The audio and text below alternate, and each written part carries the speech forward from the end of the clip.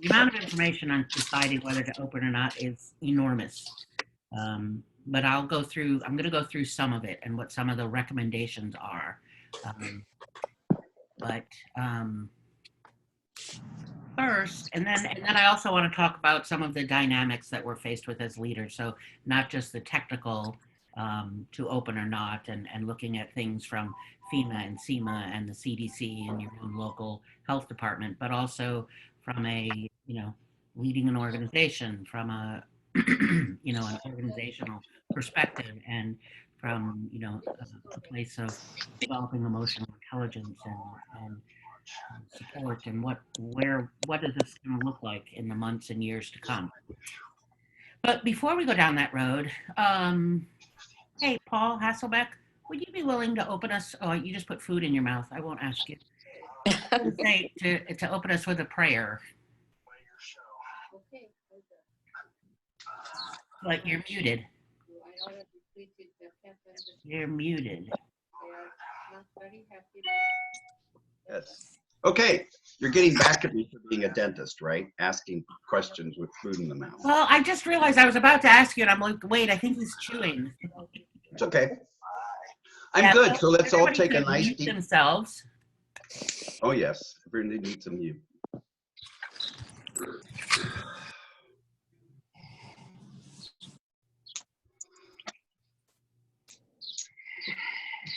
Are we ready, Kelly?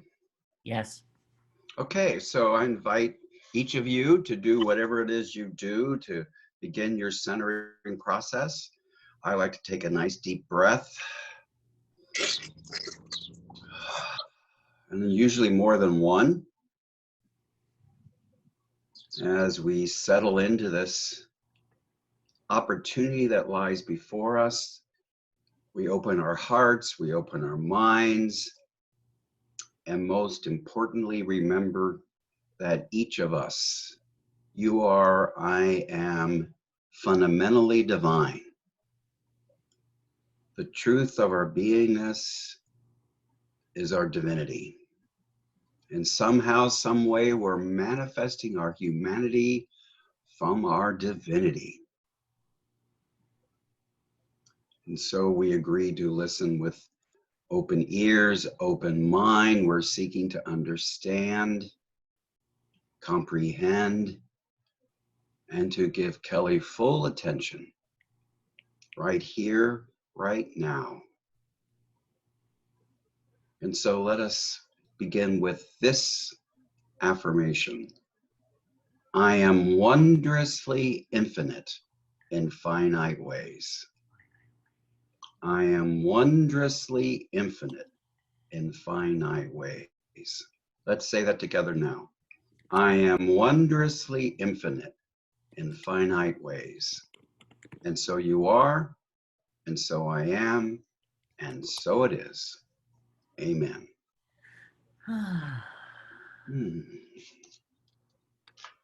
Thank you. You're welcome. And now I shall mute.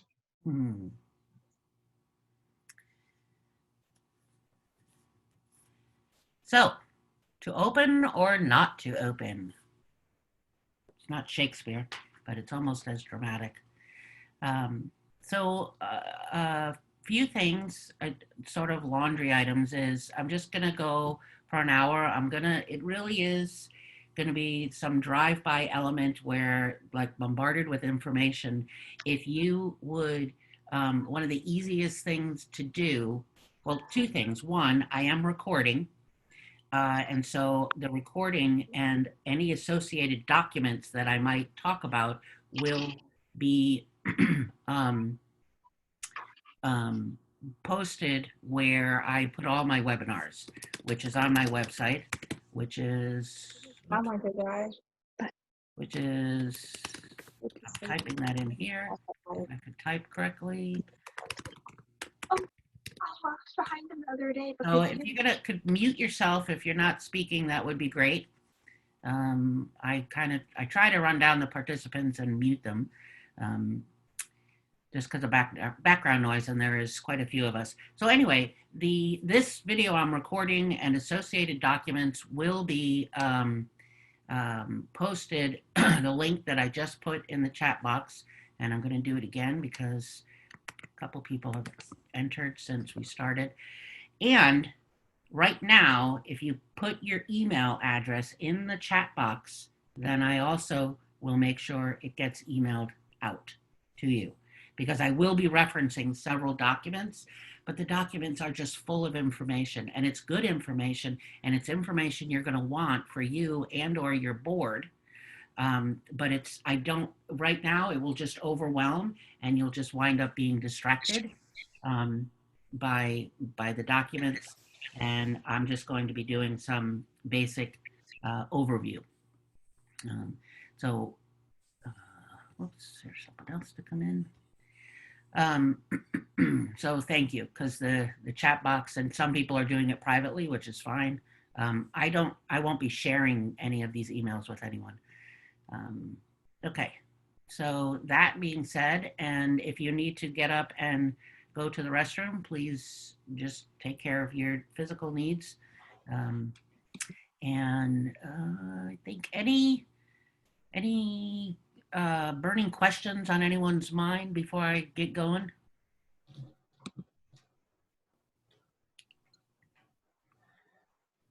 Okay. I know there's probably like a billion of them, but I just want to, before we get started. So just a reminder to keep yourself muted. If you're not talking, I will have time at the end for some question and response. I have a question.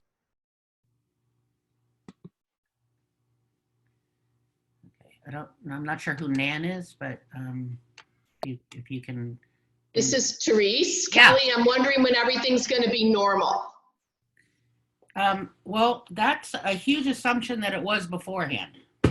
I know. I'm trying to get some laughter going. Thank you. Yes. Well, I'm going to touch on that too. But anyway, so that being said, we're off and running. Wait, one more thing. If you have a question as we're going along, I would encourage you to use the raise your hand feature. And the way that you find that is at the bottom in Zoom. You have all these little buttons, and one of them says participants. If you click on participants, you'll see the list of everybody. Mouse over your name, or it's at the bottom of the participant list, the button to raise your hand. And if none of that is open to you, then open your mic and jump in and say, Kelly, wait, I have a question. Okay. So to open or not to open. So what I'm going to talk about for the next 30 minutes or so is just some of the health considerations, some of the things that are the information that's coming from FEMA, from SEMA, and from health organizations. The thing to keep in mind through all of this today is that everything needs to be filtered through your local Department of Public Health, your town, your state, your town, your county, your state. There's some of the information I give you may not be as specific as you'd like, and that's because every town, county, and state has its own rules and method to the madness. So you just want to keep that in mind as I'm going along, but I will be giving you what the recommendations are. Part of my work and my ministry, and why I've been, busier than normal the last couple of months, is that I do disaster response and recovery work. I work with organizations to move through large-scale change, which large-scale change usually is a result of some kind of disaster or major crisis. I want to touch on what the phases of opening are and some of the elements to keep in mind. Both of these things will have much longer documents that I will make available to you. So if you came in a few minutes late, type your email address into the chat box to make sure that I have it, and we'll send it out to you. I want to touch on the idea that some of the vocabulary that's been emerging over the last couple months, and that's scattered church,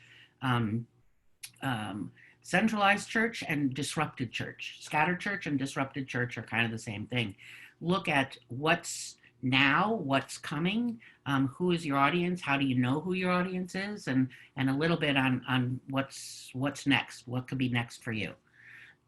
um, sorry. So, generally speaking, what you need to really be thinking about is in terms of like the next 2 years. So while there's this, we're talking about opening now, like how do I decide when to open and what criteria, but you also need to be looking in terms of years, not even just weeks or months, but years, because the impact, the ripple effect will go on for years. We're going to be leaving our homes. We're going to be, kids are going back to school. We'll be going back to, quote unquote, here's this for you, Teresa, normal, activities.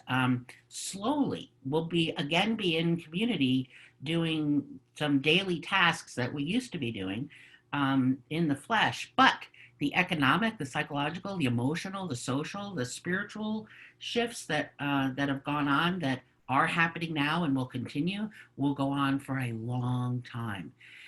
One of the things that I've learned from the disaster work, I'm in the Kansas City area, not far from Unity Village, is in working with the psychologists and that are on the front lines, the first responders, is they are making it very, very clear that we may talk about PTSD, post-traumatic stress disorder, and grief, but really what we're experiencing and what is going to be unfolding as we move into opening is the same kind of paradigm, the same psychological, sociological, emotional system and paradigm when veterans come home from war. So if you can imagine when Korean War veterans, they came home, Vietnam, it's that Desert Storm. It's that kind of experience is really what the psychologists are saying. And so we as leaders need to be even more prepared, from a psychological and emotional perspective. Not that we are the psychologist, but the resources, and be starting to develop the leaders within our communities to be more involved and more engaged, which is why I said leaders have to think and act less like a centralized hub and more like networks, right? We're used to church really being a hub, even though the irony in Unity is that, many of our churches operate decentralized as their own silos, but yet many of our church communities are very centralized. There's the minister or the board is the central place, but now we're networks. And so there is no quick fix to the reopening. I don't even use the word normal because I'm not even sure what that means. And I don't necessarily discourage people from using the term new normal, but rather new life or new ways of being, new habits, new patterns, new practices, because it's just normal has a tendency to shift us how it used to be. And it's important that we be acknowledging and really being in the energy of what used to be isn't. It doesn't mean everything. Please don't hear me that it's this or this. There is both, but our focus needs to support people in understanding that in many ways what we had is not here. And I'll talk a little bit more about that with scattered church and disrupted church. So to open or not to open, you'll see the little sidebar that says all decisions. This is really, really important. I can't give you all the answers. There isn't any one person that can give you every answer because it depends where you live and it depends on your specific community, your church community, your town community, and how the COVID-19 has shown up where you live. So it's really, really, really important that you are working in collaboration with your local health officials because they know the level of transmission in your community. They know the impacts. They know what's coming. They know what has been. They're the ones that know. Some of the basic things that are being, offered to houses of worship, opening or not opening, is that really requiring in many places, but strongly recommending that for at least before you even consider going back into the building, there be a decline of cases for at least 14 days. That tracing of 90% of the contacts, so meaning that within your community where you live, including within your church community, that people that have tested positive, that they are being traced. 90% of those people are being traced. That there's an end to healthcare worker infections, that recuperation places for people that have a mild case, moderate to mild, and well as there's other goals, but those are some of the really big ones to start with. Like, okay, are we even going to open or not? Do we have these in place? Remember that there's no one size fits all. And the next 2 years at least is going to be a process of fits and starts. So we'll do this and then sharp left turn. Okay, then we'll do that. Then we pause and we step back. Then it's going to be, that's how it is, which is why I really don't use the word normal, because I don't have any idea what that is. Think passion over polish. So just hold that in your mind and never, ever, ever, ever stop innovating. In case you hadn't noticed, what you've been doing for the last 8 weeks is a mass quantity of innovation, probably more innovation you've done in the last 2 years, 6 years, 25 years. We've been forced into innovation. And the key for us thriving and moving through opening and how we open and when we open, and then beyond that, really thriving and being sustainable, is about you can't stop innovating. And I'm going to come back to that. It's important to remember that whether you've realized it or not, or it's come to your attention or not, the church really plays a very important role in the pandemic, not just from an emotional or spiritual perspective, but in slowing the spread of the disease. Like, we actually hold quite a bit of power because for many churches, they are some of the higher risk populations. And because the church is so community oriented and so much about coming together and seeing each other and touching each other and loving each other, and everything about why we gather in the first place is all about being together. So we have a very powerful role to play in keeping the spread of the disease to as little or none as possible. We often very much are connected with some of the more vulnerable and marginalized populations in the towns we're in. So whether that's homeless or the developmentally disabled, or many churches are involved in food banks, or feeding the homeless, or LGBTQ support, all kinds of different ways that our communities are out in the community.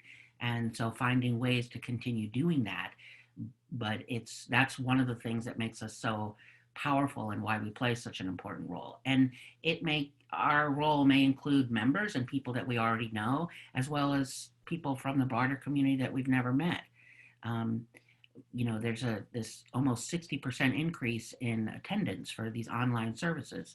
So we are having people connecting with us from everywhere. Don't worry about this slide. I put this up here just to start the conversation of where I'm going, insofar as it comes from the CDC. And there are basically 3 criteria, 3 ways, and I'll unpack them. But it's 3 for you to help you determine how and when and in what capacity to open, and how to do specific things, and how to move from online to online and in person, or different ways. And so there's 3. The CDC looks at how the disease has spread to determine your rate or your pace or your decisions in reopening. So there's no community spread, or then there's minimal to moderate community spread, and then there's substantial community spread. I don't know anybody that's in the no community spread department. However, that being said, you'll notice the first thing underneath every single one says collaborate with local health officials. So if you hear nothing else from today, collaborate with your local health officials. They are the ones that have that information that will help you decide. So the first one, when there's no community transmission, this would actually be what's called the preparedness phase. So when you have no community or almost none community transmission, that's the same scenario, the same paradigm as when you are prepared for a disaster, you are prepared for an emergency. So you have a plan. a disaster plan, a disaster emergency plan, um, and or an EOP, which is an emergency operations plan. That's the technical language. If you don't have one, then that's a much longer conversation I'm very happy to have with you at another time. But if you don't, if your church does not have an emergency operation plan, you need to have one.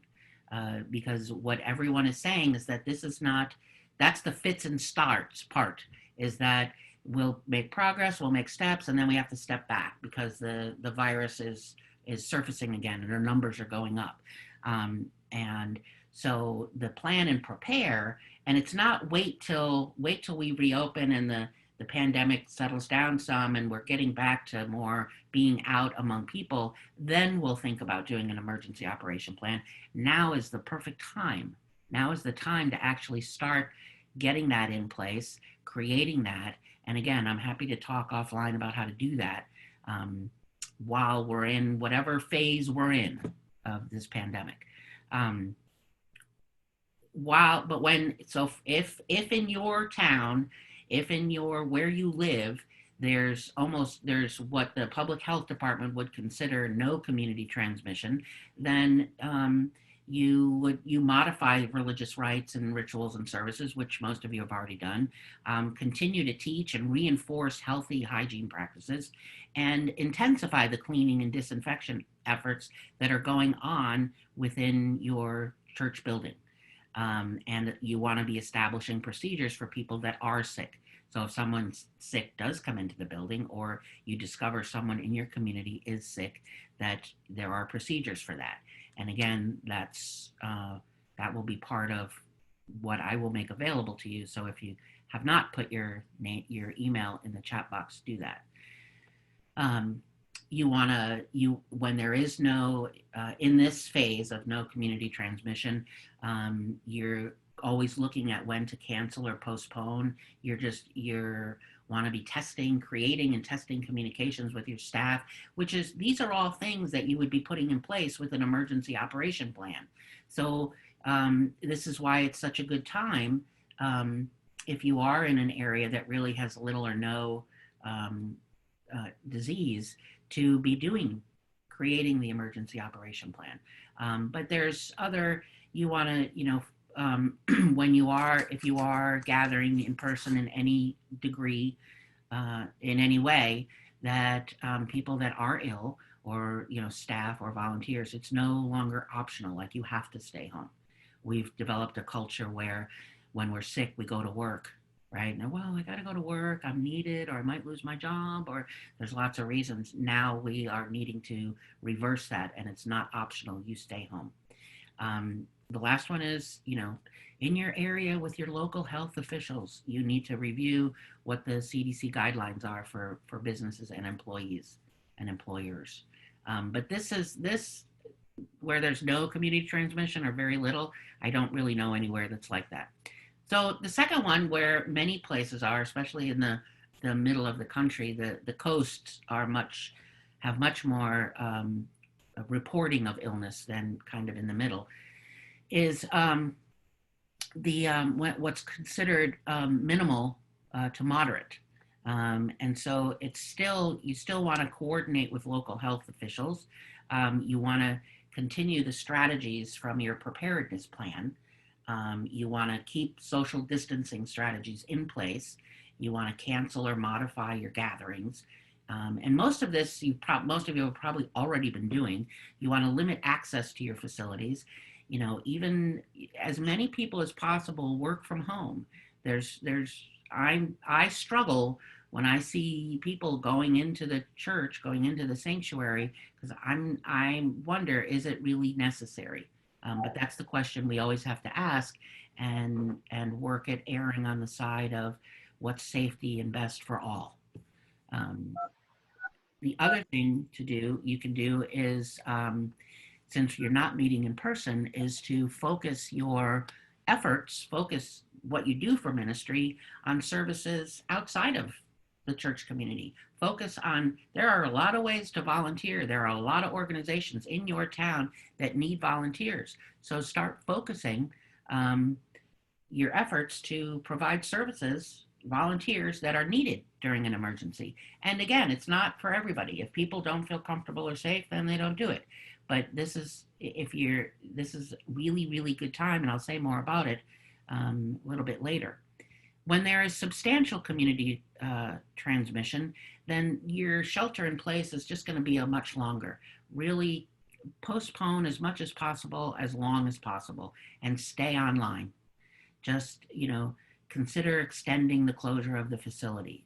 There are a lot of, I know there's elements that go into that. People think about money and finances, and, some people are experiencing a greater giving, others are not. But again, it also is consider how your organization can support the greater community that you're in. But when there's substantial community transmission in your area, it really is the recommendation to shelter in place. If you really don't need to be in the sanctuary, why are you there? I still see small groups of people meeting in sanctuaries when I watch online, and I get nervous when there's not 6 feet apart. It just makes me nervous. In part, I'm sure because of my own, maybe more hyper-focused because I'm on so many phone calls and talking to so many first responders. But all of these 3 different phases, or not phases, but these 3 different paradigms for the illness, for the virus, really get with your local public health department so you know where you fit in that scenario, with those 3 paradigms. Most of us are in the middle, minimal, moderate infection to severe, the 3rd one that was on the right. So how do I decide? I wish I had a magic bullet for you. I wish I had a magic button for you. It really is, every single place is different. As I said, every town, not country, that's county. Every town, every county, every state has their own regulations. And it's really, really important that that's be part of your conversation as you're creating plans, right? I've gotten a couple of copies that I'll include of, Reverend Lori Boyd at Unity of Columbia in Missouri posted a wonderful plan that she had sent out, she and her board had put together, that just has some details in it for what's coming up, but she put that out there, and so I'll provide that as well. But again, the first place to start, how do I decide what degree of opening are we going to engage in, is look for the last 2 weeks of a decline in cases. Make sure there is widespread availability of testing, and that there is no PPE shortage, and that there is contact tracing going on. Those are really, really important. If you are living in an area where there is not a decline in the amount in the cases, where there still is a shortage of protective equipment, I would not be considering opening yet. The thing that I keep hearing from SEMA and the CDC is test, trace, and track, and what does your local health department say? So for me, that's the starting place on whether or not to start the conversation. How do I decide to open is what's the population of the people in my community and where I live, and in terms of medically, what are the last 2 weeks case counts? Has it been declining for 2 weeks? Is there testing available? And contact tracing going on, and protective equipment shortages, which, of course, if there are, we can certainly help with that. Okay, so there are what's being outlined for how to open, or phases of opening. So phase 1 is really about slowing the spread. So if all of those previous criteria are met, and the ones that I've gone through with almost no community spread, moderate community spread, severe, when those criteria are met, I would continue holding services online only. Again, phase 1 is about slowing the spread. Maybe have a few people come back into the sanctuary to record, keep life rituals, funerals, weddings to less than 10, like really, really immediate family. Like for some people, it's not even, like if someone has passed and there's going to be a memorial service, not even sending out a notice, people have a tendency to want to come and show up. And so So keeping that very limited, keeping office functions very limited. Really discern what is an essential operation. I know a lot of churches, people have gone, everybody's at home. There are some churches where people are still going into the building, and but it's keeping. Phase one is we're going to slow the spread and maybe open a little things, maybe do a little bit of this, a little bit of that. So if coming back into the office, look at, is this really essential? Does this really need to happen for someone to come into the office? It takes really discerning capacity and making data-driven decisions. Look at the data, which is why that 2-week thing, 14 days, and is there PPE shortages, and what's the rate of infection, all those. If people do come into the office, they should be wearing masks. I hear people say over and over, well, we all sit 10 feet or 6 feet apart. I'm like, yeah, but you're probably passing by each other and you're breathing and you may not even know it. So that's the recommendation.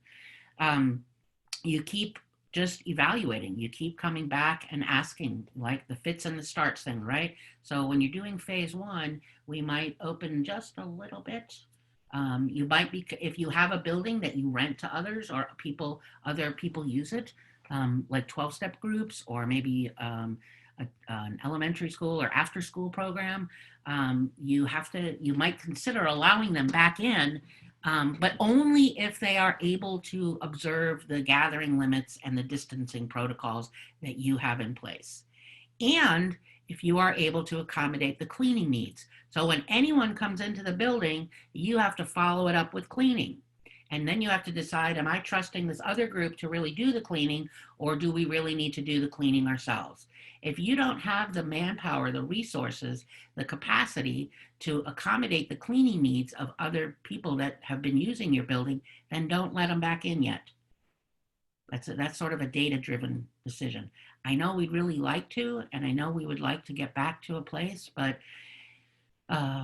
that's one of the, it's interesting, but it's one of the things that can really drive a decision the most is, do we have the capacity to accommodate the cleaning needs? Leadership teams, if there's less than 10, might consider meeting in person, wearing masks, social distancing, like the board. Maybe the board would want to, if, there hasn't been a chance to meet together. High-risk individuals should continue to shelter in place. Don't let them in the building. Phase two now is a slower shift. So now phase one is really just letting a few people in, maybe, when, and again, I have a document that has more details in it that is kind of like a checkbox kind of thing. But phase two is now where now we're opening up a little bit more, and depending on the size of the congregation would decide on to what degree, to what extent, what does that look like. So churches that have over 50 people in attendance really should stay online, whether they're recording online or they're in the sanctuary doing it, and small groups of people. There might be a few people for the musicians, or a couple chaplains, but really very, very few people. Because when you look at a building, you look at a sanctuary that maybe can seat 400, well, really that would mean you could have, 40 people because of the distancing that needs to happen. So if I'm going to do, we're having multiple services, now I got to manage the number of people per service. Do I have a plan in place to clean everything after the first group of people have left? It might sound odd that it comes back to the cleaning bit, but small group worship, think of that as an alternative. Does it have to be Sunday? Can we do small group this day and a small group this day? When there's under 50 people in attendance, it's easier to consider opening it a little bit larger, keeping social distance, having people wear masks, have a plan in place for overflow beyond the approved number of people. Part of your plan is how many people can we let into the building, and you're the only one who can know that, because you know how many chairs you have, you know what constitutes 6 feet, and and all of those things. You want to provide, you can have masks available for people to come. There are a lot of groups that are making cloth masks. That's great. So it's something that you can provide. you're in phase 2, you've opened slowly, some, small groups coming back for, say, a Sunday service. So have masks, a basket of masks that people can take one. They would take it with them when they leave, but make that available for people that want to come but are still afraid. There needs to be no touch on anything. So no songbooks, no prayer books, no Bibles, no envelopes for giving, no baskets, no. Think about everything that gets touched. And one of the ways you can do that is walk yourself, sit with your board or a group of people and walk yourself through your Sunday service that you traditionally had before we were in shelter, and walk through what exactly do we do. Eliminate the fellowship time after service. I know it's everybody's favorite thing, but in phase 2, you're managing phase 1, and you don't want to let up on that. So it's you're continuing the physical distancing. You are the masks for people that want them. It doesn't have to be required, but if people feel safer, so you can make that available. The other thing to keep in mind that I don't often hear people mention is that, believe it or not, singing is one of the riskier behaviors in a church, because you are spreading droplets and aerosol from your mouth. So there are some churches that are eliminating group singing if they are together, which I get, and it makes sense. And we have to manage people's discomfort with, oh, there's no singing, we love singing. So offer small groups. Just offer, that's that scattered church is really the small group. So offering small groups for people to meet in person or online. And again, if they're going to meet in your sanctuary, do you have the capacity to come in and clean after them, or are they cleaning after themselves? Keep maintaining your online options, and you need to continue innovating those. Do not let those go. Just because you move from phase 1 to phase 2 and then you're into phase 3, do not let go of the online options. They need to start changing. They need to how they're done and when and what's being offered, and I'll touch on those in a minute. And again, phase 2 is also continuing. Are there services in our town that need volunteers? So practice the art of mission in place. So whatever your mission is for your community, practice it in the place that you live, like, demonstrating it outside the community for people that feel safe enough to do that, to participate in volunteering. But again, check with your Department of Public Health. They will also have where to volunteer, who's looking for volunteers. And I get emails all the time. Here, come volunteer here. We'll give you masks. Here's what we need to help with, and we will take care of you while you do this. You'll be safe, et cetera, et cetera. The other recommendation still for phase 1 and phase 2 is not to return to youth and family ministry. Wait well into the fall at the earliest. Youth and family ministry just in and of itself is coming together and being in close contact, and not, no physical distancing, lots of touching. They're kids, right? There's very little control over youth and family in coming back into the sanctuary. As far as for church business, again, it depends on the size. If you have an annual membership meeting that you need to hold, can it be held, if you have more than 50 people, can it be held? Could you do a few times so that small groups come? Yeah, that's all I'm gonna.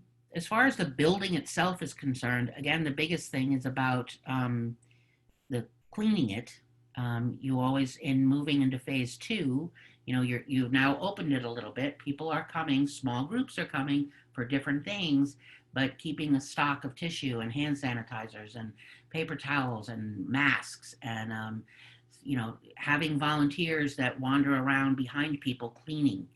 And it could be, that's the new role for our ushers and greeters, is to have, some spray cleaner and paper towels that they walk behind people. You still want people that are high risk to shelter in place. The other thing that I want to make sure people are really, if they're not doing, as you move back into being in the building, and even if you've been going into the building, is keep a log of every person who enters. Keep a log of their name and their contact information, because should someone get ill, you now have a way to trace. You now have a way to track and trace. So if you're going to start meeting on Sunday, it could be you find a way to have it not be so cumbersome or annoying, but it's for people's safety. So anyone that comes in for any kind of event, it's a small group of chaplains are meeting. We're having a board meeting. We're going to let 40 people in and sit 6 feet apart for Sunday service. Get every person's name. If you have people that rent your building, that use your building, get every single person that comes into the building, get their name and contact information, because you want to be, God forbid someone gets sick, you want to be able to trace it and track it, and keep people safe. So phase 3 is really much more wide open. Physical distancing is not necessarily required, but you do want to avoid crowding. You still want to have careful hygiene, the physical and social distancing. Really, what's really important to remember is that progress is not linear. You could have several weeks of things improving, and then remember the fits and starts, the starts and fits. But it's having to reevaluate regularly to what's going on, and that's going to determine your degree of openness. So phase 3 is really about, and for some there's the kind of the phase 4, which is back to we're open and we're coming, but it's not a going back to the way things were. But phase 3 is really determined by everything that I've said before now. And so again, it's not necessarily linear. You want to follow the guidelines for your town and county, and continue online and remote options. That's where church is. And that's not going to change anytime soon.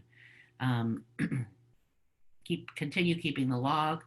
You want to keep no-touch alternatives for the offering, for songs. If you don't project song lyrics onto a wall and you're used to using a book, you might want to start looking into doing that. It's just paying attention to the high-risk individuals still, and making masks still available. Watch the group singing, and just you're slowly opening the doors, but always watching what's going on in terms of the touching, in terms of the distancing, in terms of what the local public health department is saying, tracking how many cases there are, has there been a decline, all of that information. Okay, I'm going to pause here for a moment because I just threw a lot of information at you. So I don't know if anyone has any questions at the moment.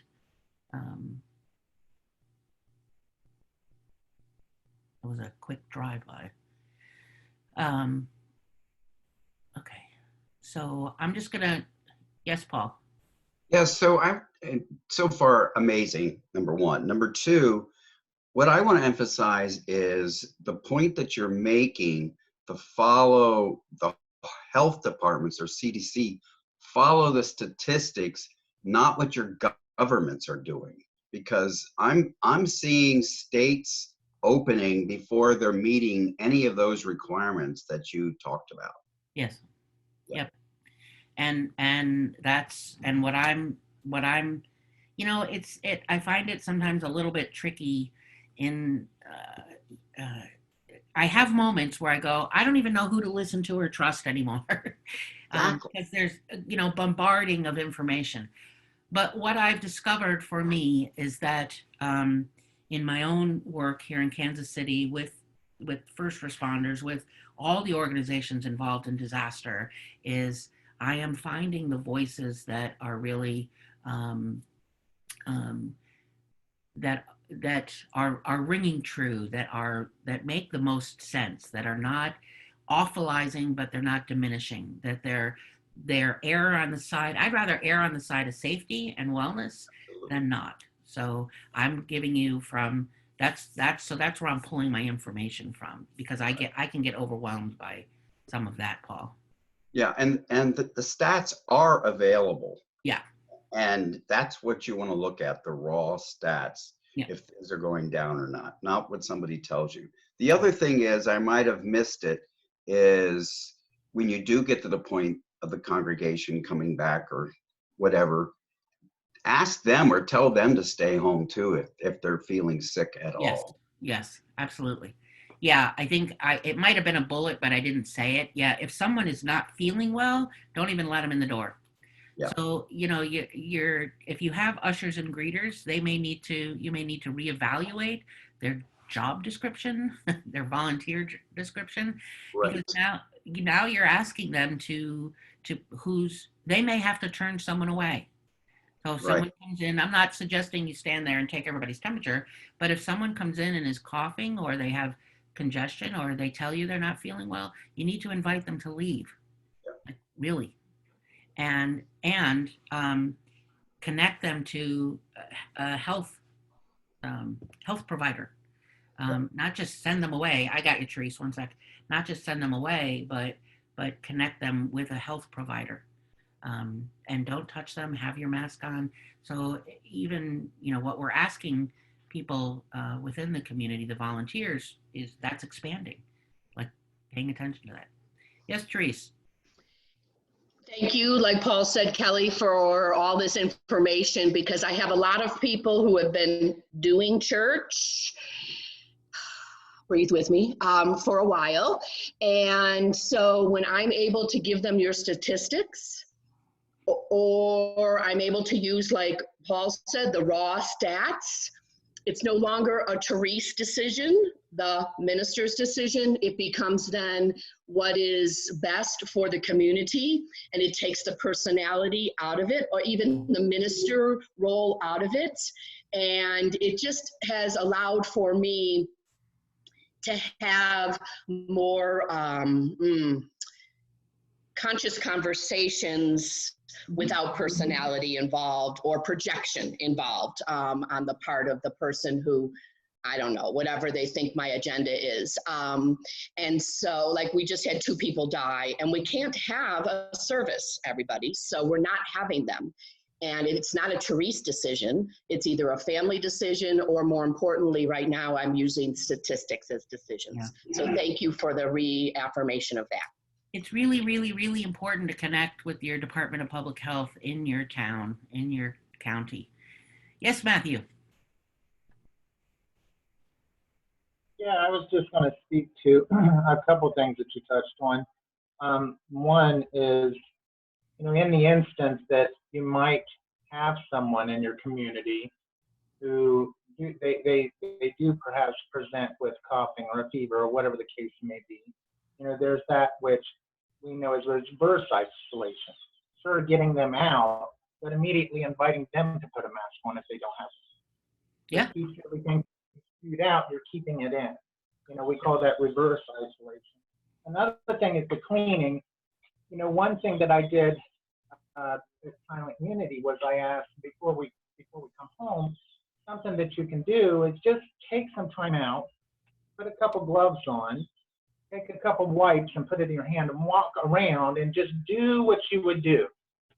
If you get a cup of coffee, the spout on the coffee thing needs to be wiped down. If you get something out of the refrigerator needs to be wiped down. If you walk down the stairs, the stair handle needs to be. It just helps bring awareness to what really we're addressing. Yeah. Really being mindful of the surface areas that we touch mindlessly.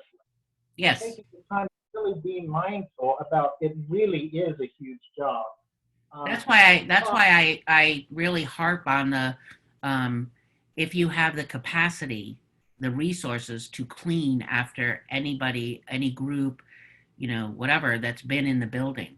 It's a manpower thing, and yeah. And cloth masks, they're wonderful.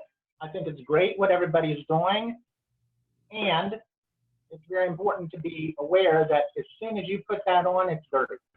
Yes, they're not the end all and be all. They will help some. It's not like an N95 mask. When you take it off, it needs to be clean. Yeah. I'm not saying there's anything wrong with cloth masks. I'm just saying be aware we don't want to get in the habit of wearing one for a week and a half before we wash it. Yeah. As soon as you put it on, it's dirty. And the same thing with gloved hands. I see people in the stores or whatever getting doing their stuff with their gloved hands, and they're going out and then they're. Yeah, it's almost pointless to wear gloves to a grocery store, really. So, Yeah, I'm just putting that out there for a little bit of mindfulness. yeah. Kitty.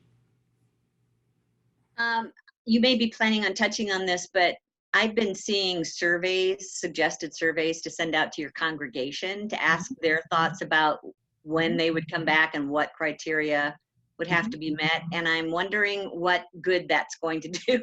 I mean, it feels like we'll probably get a bunch of mixed results, and then what do you do? So do you think there's a purpose in that? There's a purpose in surveys if you're asking the right questions. I would not be asking the question if whether the congregant thinks we should be coming back together or not. I would be allowing the data. The data needs to drive that decision. I get that it's really hard emotionally. I got it. I can't undo that hardness. I can minister to it, but the decision to come back really is, for me, from what I'm seeing and watching, is really data driven. And what's in the best interest of the well-being for the community. Now, I am running surveys for some congregations, but the questions that I'm asking are really around what are their needs? Like, what needs are being met, what needs are not being met, how can they be supported, around, it's asking questions around this, our community, what our life in this community that's online. So I wouldn't ask if they think we should come back together, someone's thoughts on it. I might, I shouldn't say never. If I was going to ask the question, if I'm going to ask the question about someone thinks we should come together again or not, there's going to be other questions about what's underlying why they think we should come together. Because ultimately, for me, as a spiritual leader, the data is going to tell me, period. What I'm interested in, the well-being, the safety and the well-being of this spiritual community. If they're feeling it, what it's going to tell me by asking that question, if I follow it up with other questions, it tells me if they're lonely. It tells me if how much of a disconnect they're experiencing. It tells me if, they're having difficulty with money. There's a lot you can find out in surveys that you didn't even know you didn't know. So those are the things that I'm doing, in the surveys, is to for the health and well-being of individuals and what is now this scattered church, this disrupted church. It's literally scattered. We're not going back to hundreds and hundreds of people in a building. It's going to stay scattered, and we have to move into and learn how to do that, what's called scattered church. Does that answer your question, Kitty?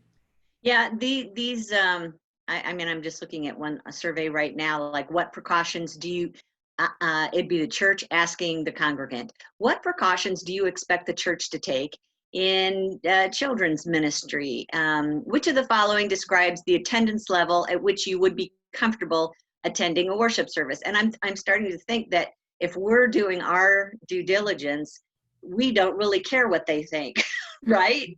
Well, I mean, all it's going to tell us is whether they're going to come back or not, but it's not going to tell us what to do because we're already following the proper guidelines about what to do, right? Right. And those questions are just, they're pointing to, a deeper issue. And so the question about youth and family would be that they're pointing to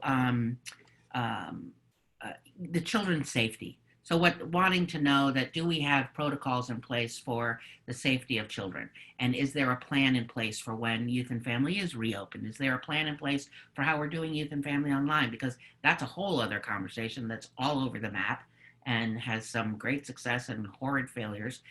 So those kind of questions, I don't know that I wouldn't ask, but it wouldn't, it wouldn't give me an enormous amount of information to help me decide. It might, yeah. So it's not that I don't care. It's just, I think there's better questions we could be asking. How's that? Okay. Are you going to by any chance share those questions that you're helping others with? Yeah. Well, I will. Yes. Actually, you know what I will do? So people that came in late, put your email in the chat box so that I can send you some of the documents that, longer versions of some of the drive-by bullet points I gave you. And I will send you I'll send you a survey so you can see what one's like, and we can just collect some data. You could also, I could set it up so you could share it with your congregation to answer if you wanted. Is that? Well, whatever you can offer is amazingly generous. Thank you. That's all. Whatever you want to do. Yeah. No, I'm just, is that, would a survey be of interest to anyone? It would be to me. Yeah, it depends on the questions you ask, but yeah, okay. I'll use what I'm using, and I'll just create one sort of for in here as just sort of a test drive and see what we get. Kelly, is that one for the board? Is it different? There is one that I can create for the board. There is one just for spiritual leaders. There's multiple ones for congregants, and you create your own, but asking different questions around different focal points. So I would like one for the board because our board really is the leadership team, and they're the ones that were making the final decision. So that'd be awesome if you could do that. Thank you. Not a problem.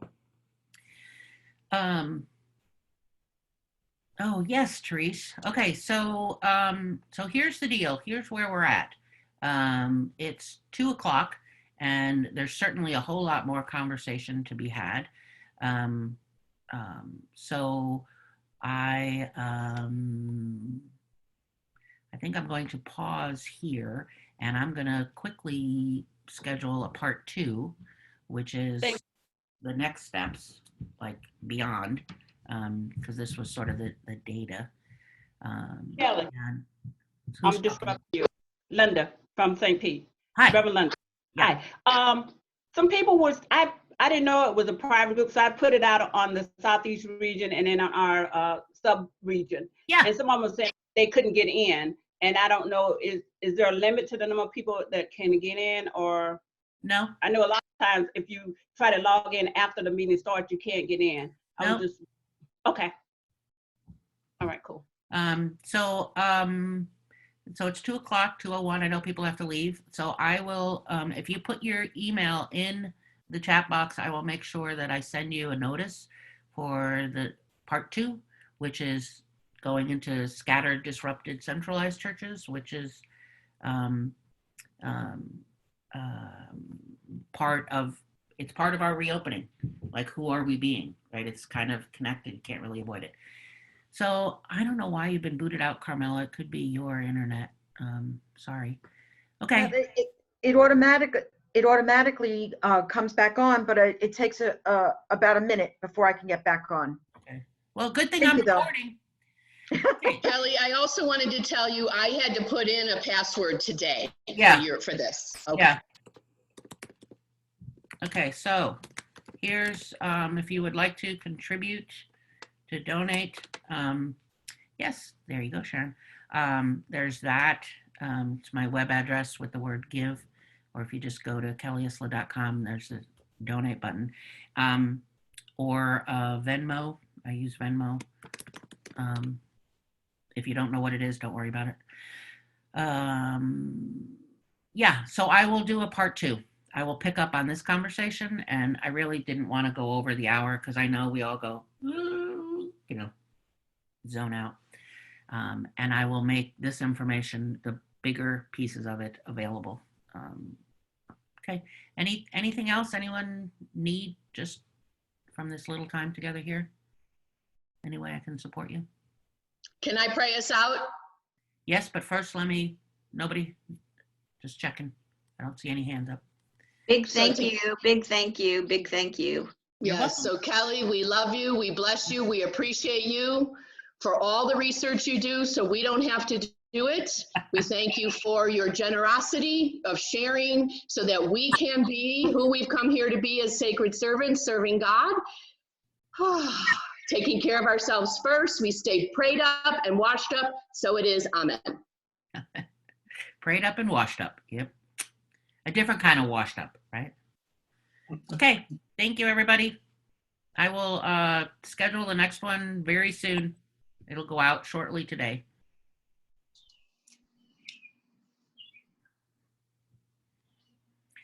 Matthew? Oh, I didn't see all your hands up. It's okay. I'll text you. Okay. Or you could Thanks, just, Kelly. You're welcome.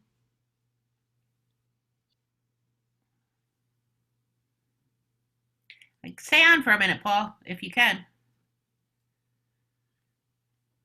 Thank you, Nan.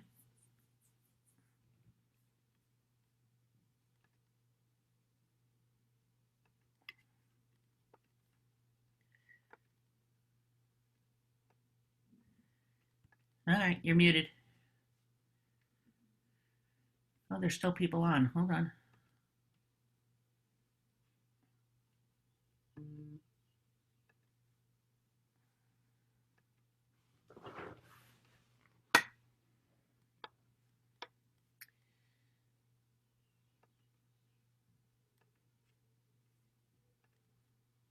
Okay.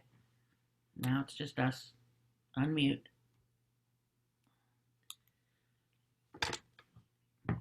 I still can't hear you. Unmute. Can't even follow my own rules. Good job. Oh, thanks. Yeah, you put together a lot of information, girlfriend. Oh, it's so overwhelming, Paul. It just, I know. And I wonder if the ministers have the capacity to understand the statistics. Really, really sad. And